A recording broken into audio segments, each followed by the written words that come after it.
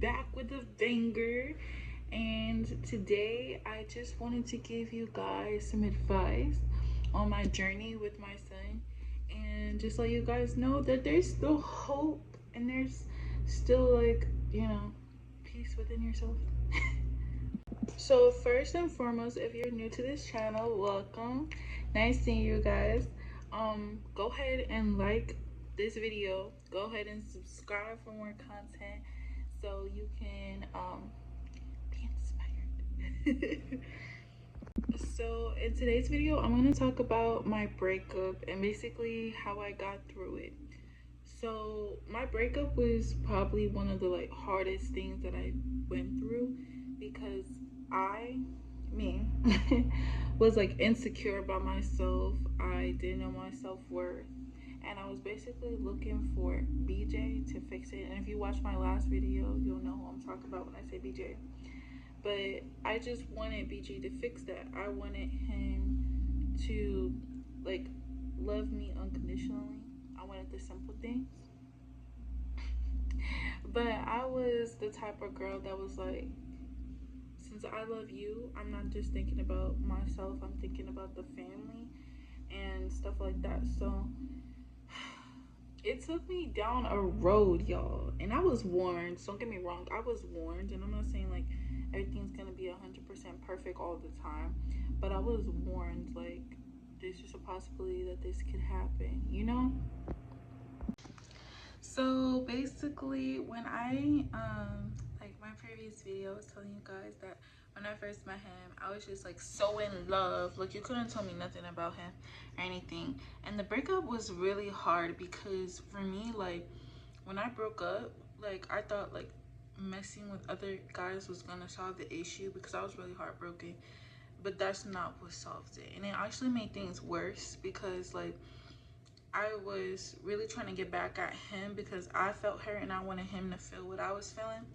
But when I look back at it, it was pretty stupid, because the reason why I say that is because when I saw him moving on and he had someone else and he was in a whole relationship, posted the girl in his bio, and it was just a lot for me. And it's most women think oh, if I have a kid by him, he's staying. He's not staying. And that's exactly what happened to me. He showed me it it gets real, that I don't have to be there, type thing. So I took it pretty hard. I was depressed, I didn't want to get out of bed. I was just man, I don't know what to do. So what helped me overcome basically getting over the breakup was watching inspirational videos, other guys too, other guys complimenting me, telling me I'm beautiful. Some of the things that he wasn't saying, he wasn't telling me I was beautiful, he wasn't telling me I was gorgeous.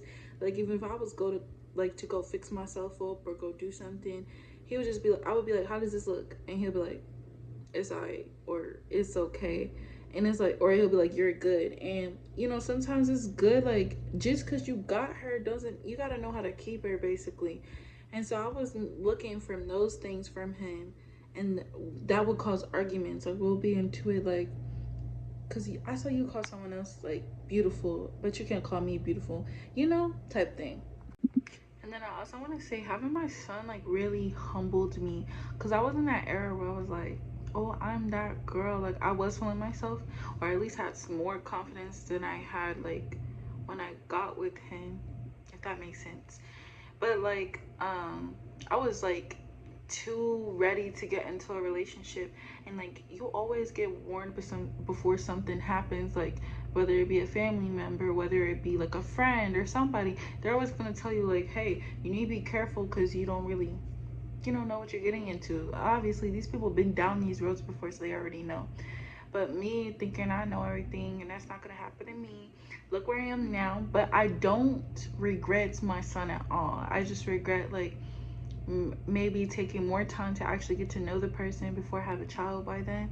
And I didn't finish the last story, but I was basically gonna tell y'all once I had the kid, once I had the baby, things started getting heated between us. We started me and BJ was at each other's heads. It was that.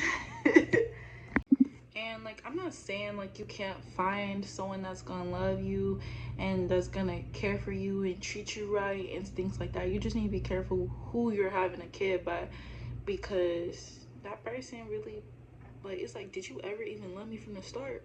Type thing.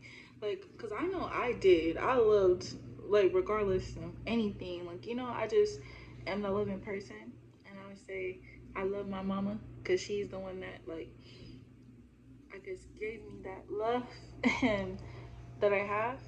And I just want, other people to, like, if you don't want to be with that person, let them know instead of wasting their time, because that's what I was really hurt more about.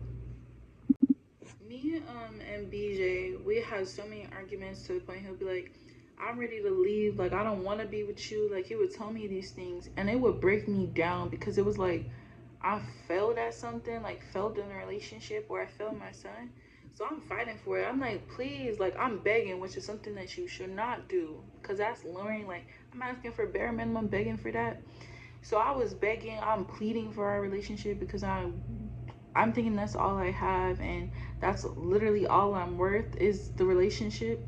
So I'm crying, I'm trying to fix it, I'm trying to, like, get my head together with it. I was losing myself, because I didn't know what it was like to spend time with myself, Sephora. I didn't know what it was like to, just love on me instead of like accepting bare minimum, you know? So I would say he definitely saw that with me, like how I was and how I used to cry almost over every little thing, like a little crybaby, which is a bad, like, thing to have when someone is like, if you get what I'm saying, if someone's trying to like talk to you. So another thing I was gonna say is, I don't blame him. I blame myself, because I was raised better. Like, I was better, like what not to do, what are the signs, stuff like that. Like, I was taught better, but I chose something else, because I'm thinking like, oh, it's not gonna happen to me. Like, I had that going on in my head, And then like, um, you just learn learn from your mistakes, girl. Learn from your mistakes.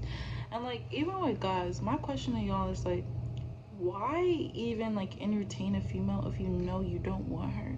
Like, don't pretend, drag that female through it all. Like, if she's not the one that you want or you want to commit to, why continue to drag her through that whole entire process like you want to be with her?